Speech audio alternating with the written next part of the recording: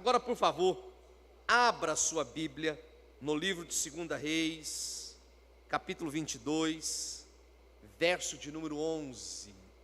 2 Reis, capítulo 22, verso de número 11.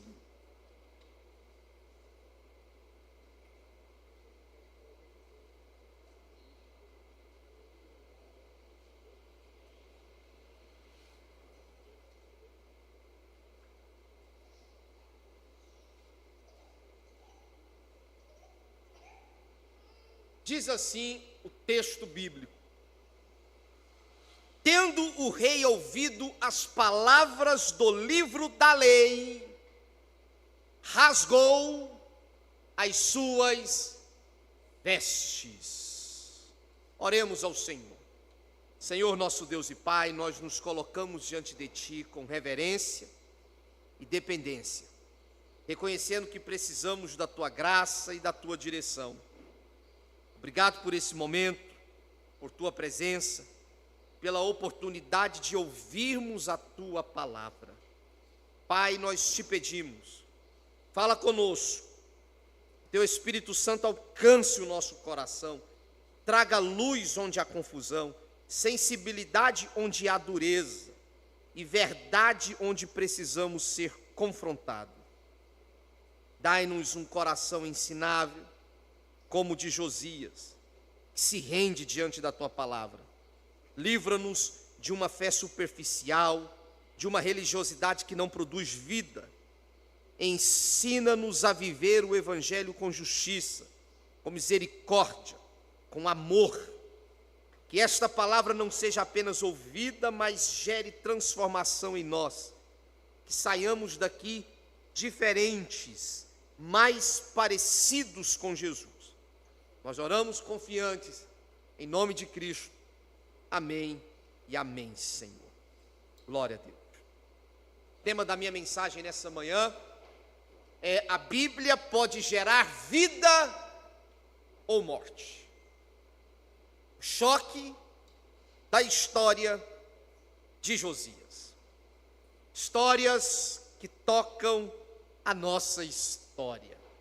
Histórias bíblicas relevantes e que durante esses meses elas têm nos identificado, confrontado e nos transformado. Histórias e que não é por acaso que estão no plural, porque a Bíblia ela é um mosaico de narrativas, de histórias que tocam a nossa própria história. Apesar de sermos diferentes, de termos nacionalidade diferente, de vivermos em uma época diferente, de termos experiências, memórias e até traumas diferentes, as histórias bíblicas nos alcançam por um motivo muito simples. Todos nós somos humanos.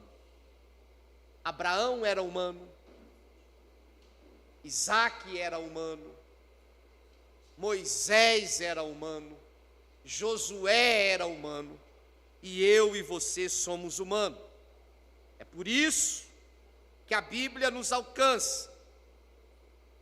E a Bíblia, como livro de Deus, ela não é uma fuga da realidade. Pelo contrário, a espiritualidade bíblica é uma espiritualidade humana. É uma espiritualidade encarnada, vivida. De modo que essas histórias nos tocam porque elas mexem com o nosso jeito de viver, com o nosso jeito de ser. Então falamos do Gênesis, depois do Gênesis, chegamos no deserto, na travessia, na conquista de Canaã, fomos para o período de Juízes, chegamos no período da monarquia em Israel, e aí estávamos no período em que Israel era um estado unificado. Depois Israel se dividiu, E agora nós temos falado de algumas histórias que estão registradas no livro de Reis, que é um compilado de histórias dos reis, e que tem pelo menos 2 livros, são divididos em Primeira e Segunda Reis. E chegamos aqui no capítulo 22, que narra a história do rei Josias, um rei de Israel, um rei que reinou no reino de Judá, no reino do sul, porque depois que Israel deixou de ser um estado unificado, se dividiu em 2 reinos, reino do sul e reino do norte. E aí o Josias é um rei que vai reinar no reinado do sul. E as informações que nós temos sobre a vida do Josias está no capítulo 22 e no capítulo 23 de Segunda Reis.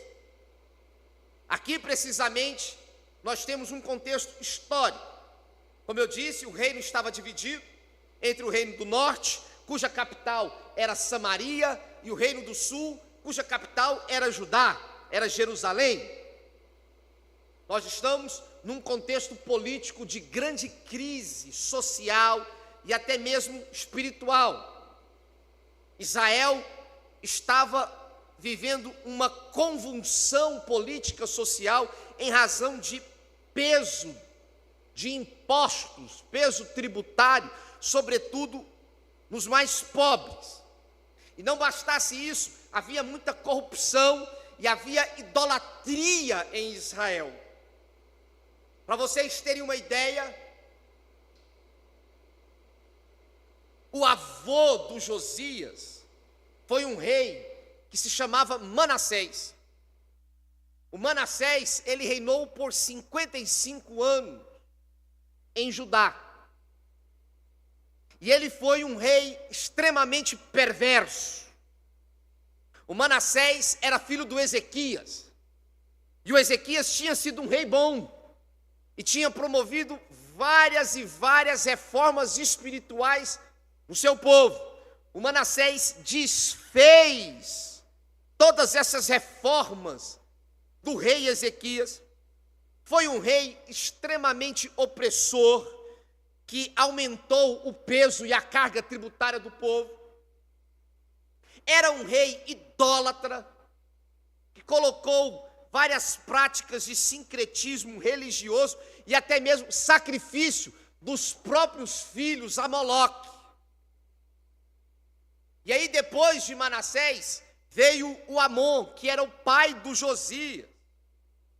O Amon assumiu, mas o Amon reinou apenas por 2 anos, porque o Amon foi assassinado em um golpe interno que teve em Judá.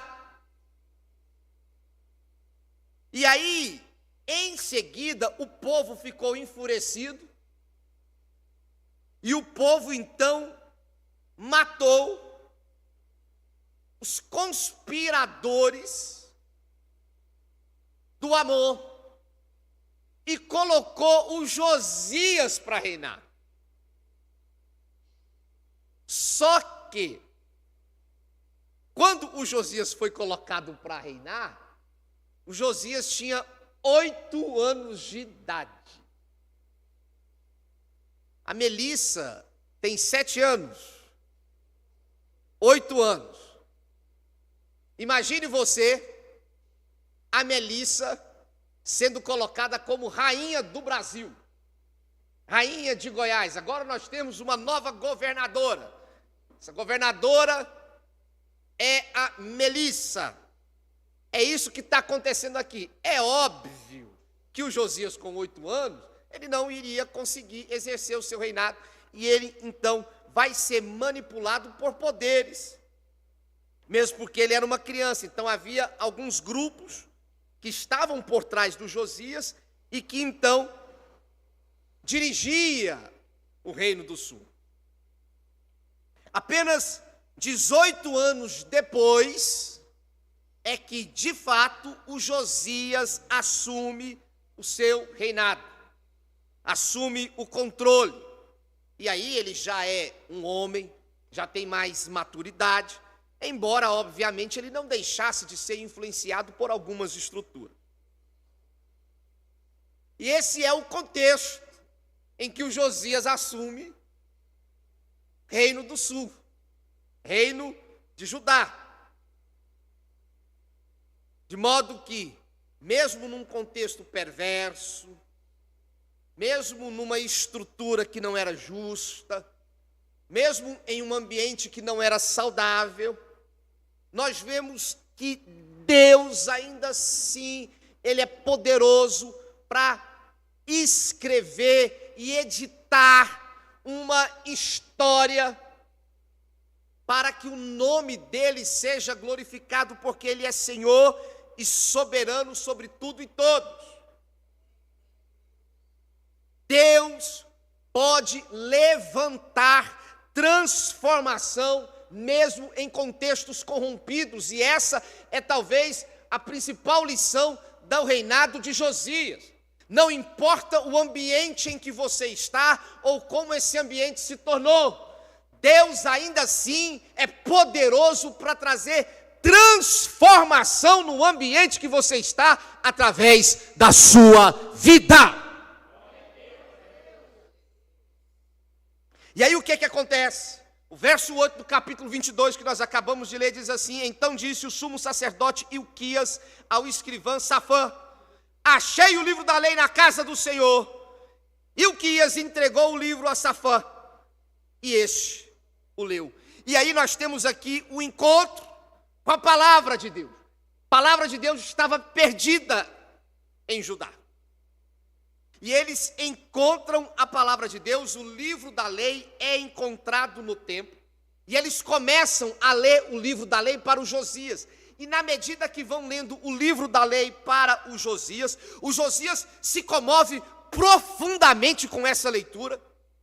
Diz o texto bíblico que ele rasga as suas vestes num sinal de contrição, num sinal de quebrantamento, porque ele percebe, ele discerne que o povo não estava vivendo de acordo com a vontade de Deus.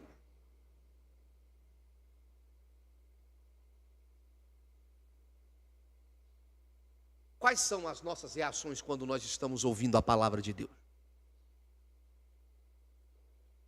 Como você reage quando você está ouvindo a palavra do Senhor? O Josias se comoveu. E não apenas isso. O Josias rasgou as suas vestes em sinal de quebrantamento.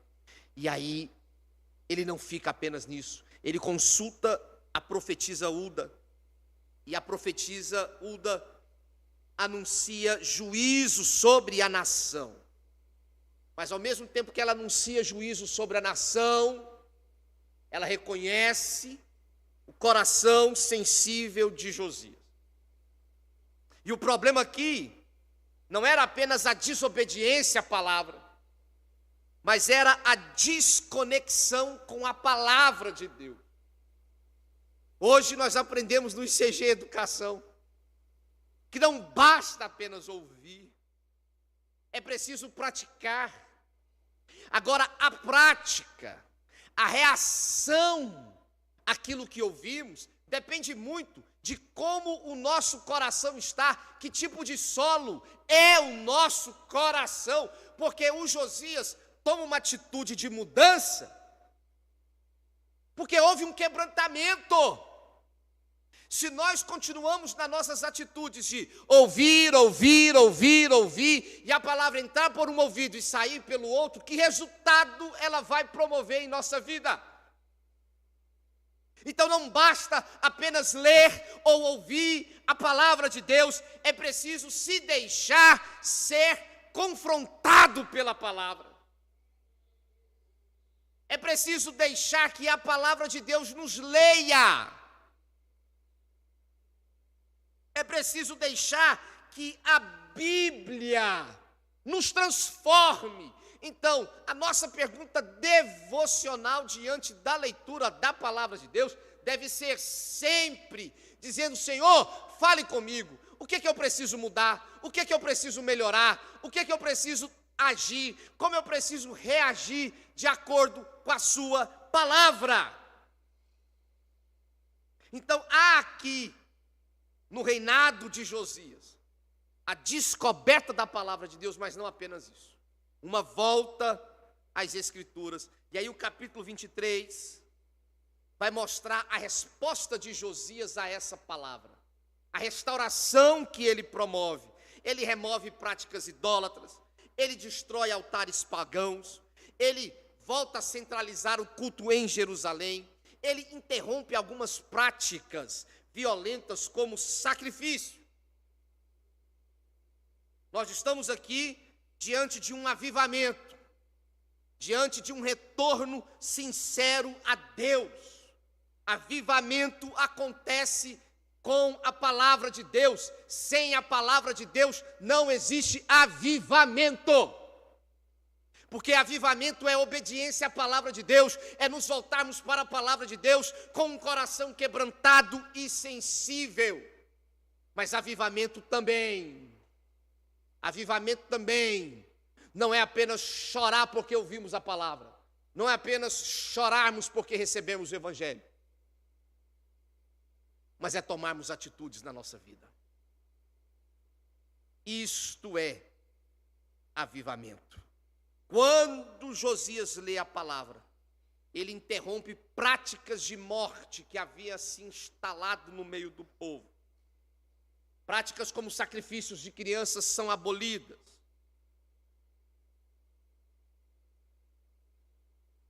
E é isso, o alerta para a reforma espiritual que Deus deseja realizar no nosso coração. A chamada do Evangelho é sermos uma igreja que retornemos à palavra do Senhor. Nós estamos nos distanciando, estamos divorciando a nossa vida da palavra, estamos nos tornando seguidores de filosofias, de instruções vãs, quando o Evangelho nos chama para restauração de uma espiritualidade baseada na palavra de Deus, de um povo que lê a Bíblia, de um povo que lê a palavra, que não apenas ouve, mas que também pratica, que não apenas escuta, mas que também permanece. De um povo que lê a Bíblia com reverência, com temor, com sensibilidade, dizendo misericórdia e ai de mim, Senhor, porque a sua palavra está diante de mim. A palavra de Deus, ela é reveladora de quem nós somos e de quem nós devemos nos tornar. O que nós temos feito com a palavra de Deus? Quais as reações que nós temos tido diante da palavra de Deus? É hora, igreja, de voltarmos para a palavra. É hora, igreja, de colocarmos a palavra de Deus como um princípio de vida. Precisamos conhecer a palavra. Há muitos que erram, pecam e se desviam porque não ouviram a palavra, porque não têm ouvido a palavra. Mas há outros que erram, que pecam e se desviam porque ouvem a palavra, mas não a praticam. A palavra de Deus está escondida na sua casa? A palavra de Deus está perdida na sua casa? A palavra de Deus está perdida na sua vida? Onde está a palavra de Deus na sua vida? Onde está a palavra de Deus no seu coração? Onde essa palavra pode ser encontrada? Qual é o tempo? Qual é a atenção que você tem dado à palavra do Senhor? Deus deseja falar conosco. Deus deseja trazer restauração ao nosso meio. Deus deseja promover graça e misericórdia em nosso meio. Mas para isso, nós precisamos de um retorno à palavra de Deus. Restaurar não apenas a nossa vida, restaurar a nossa família segundo a palavra de Deus. Colocar a palavra de Deus como princípio na nossa casa, resgatar o nosso culto familiar, o nosso culto no lar, a nossa meditação de dia e noite na palavra. O que a sua palavra tem para a minha vida? O que a sua palavra, Senhor, tem para o meu coração?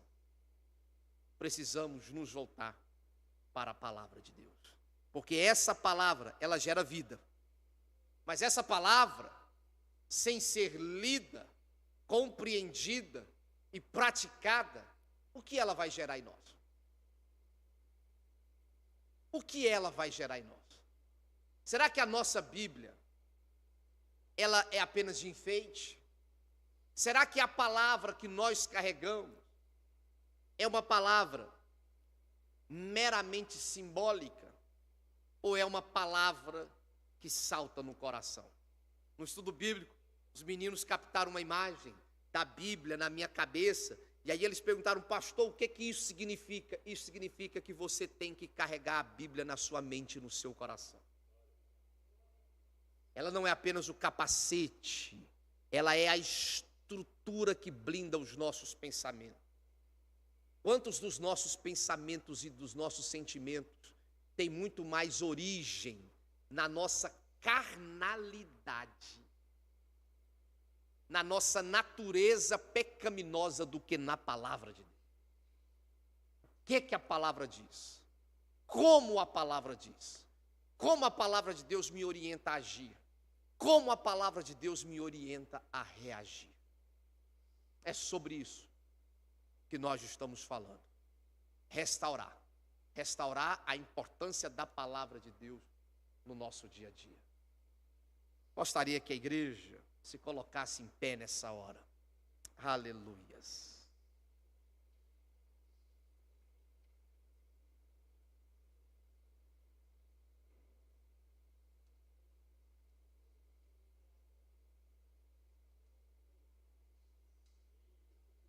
Glória a Deus. Glória a Deus. Nós vamos orar ao Senhor nessa hora. Nós vamos pedir ao Senhor que o Senhor nos visite com a sua palavra, com a sua graça, com o seu amor, que Ele traga renovo em nós, mas que a Bíblia, a palavra do Senhor, esteja presente dentro de nós, ela esteja presente no nosso coração, na nossa alma, como lâmpada, como bússola,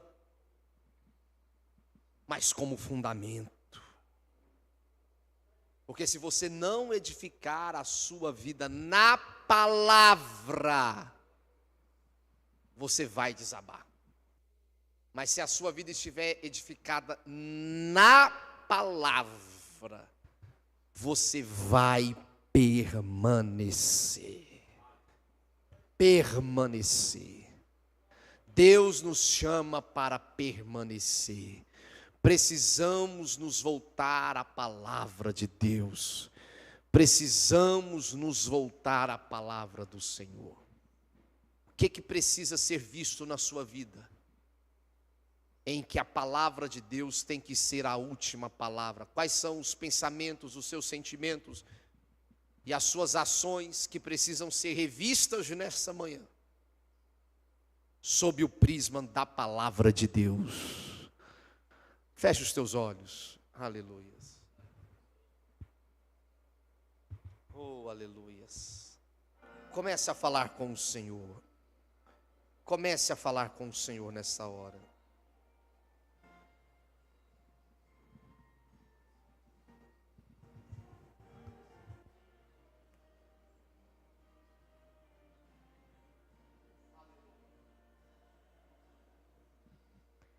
O vento balançou meu barco em alto mar, o medo me cercou e quis me afogar.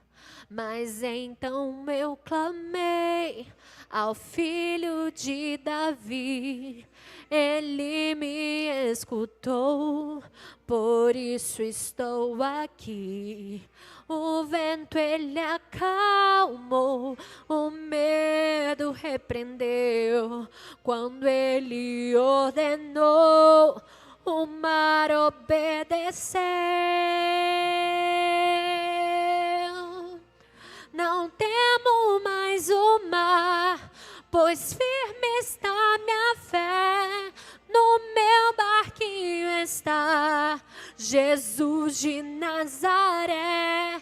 Se o medo me cercar, ou se o vento soprar, seu nome eu clamarei, Ele me guardará. Não temo mais o mar, pois firme está minha fé. No meu barquinho está Jesus de Nazaré.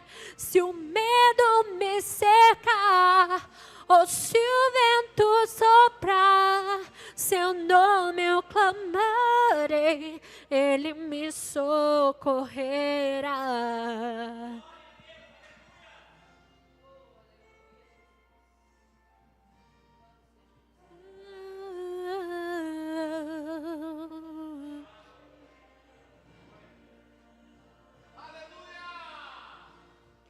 O vento balançou meu barco em alto mar, o medo me cercou e quis me afogar.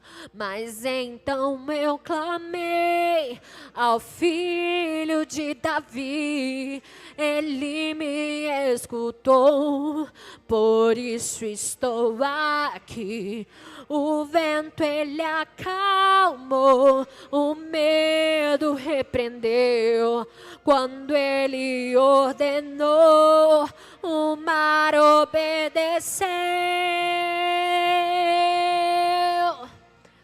Não temo mais o mar, pois firme está minha fé. No meu barquinho está Jesus de Nazaré. Se o medo me cercar, ou se o vento soprar, seu nome eu clamarei, Ele me guardará. Não temo mais o mar, pois firme está minha fé. No meu barquinho está Jesus de Nazaré. Se o medo me cercar, ou se o vento soprar, seu nome eu clamarei, Ele me socorrerá.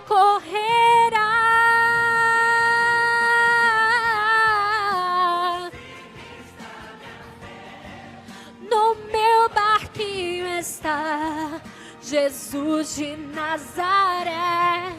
Se o medo me cercar, ou se o vento soprar, seu nome eu clamarei, Ele me socorrerá.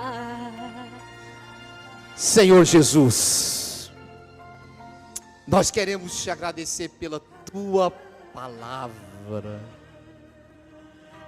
Quantas pessoas no mundo não têm, Senhor, uma Bíblia traduzida na sua língua, para lê-la, para ouvir a sua palavra, e nós somos um povo privilegiado.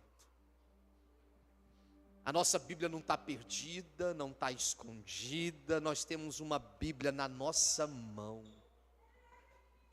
Por isso, Senhor, perdoa a nossa negligência, a nossa preguiça, a nossa desobediência, a nossa indiferença, a nossa insensibilidade à sua palavra. Nós queremos ler a palavra de Deus como Josias leu, com temor, com respeito, com reverência, e se possível rasgar as nossas vestes por causa do nosso pecado, do nosso confronto, e ó Deus, buscar na palavra do Senhor o nosso avivamento. Pai, que essa igreja seja uma igreja da palavra, fundamentada na palavra, firmada na palavra, que a palavra do Senhor esteja, meu Deus, pregada a ferro e fogo na nossa mente, na nossa cabeça, no nosso pensamento, no nosso sentimento e no nosso coração. Traz, Senhor, uma restauração na nossa vida, pelo poder da sua palavra, como o Senhor fez nos dias de Josias. É o que nós te pedimos, no nome de Jesus. Que o Senhor te abençoe e te guarde. Que o Senhor faça resplandecer o teu rosto sobre ti. Que o Senhor tenha misericórdia de ti. Que o Senhor abençoe os teus filhos. Que o Senhor abençoe os filhos dos teus filhos. Que o Senhor te dê a paz. Vai na bênção, no nome de Jesus.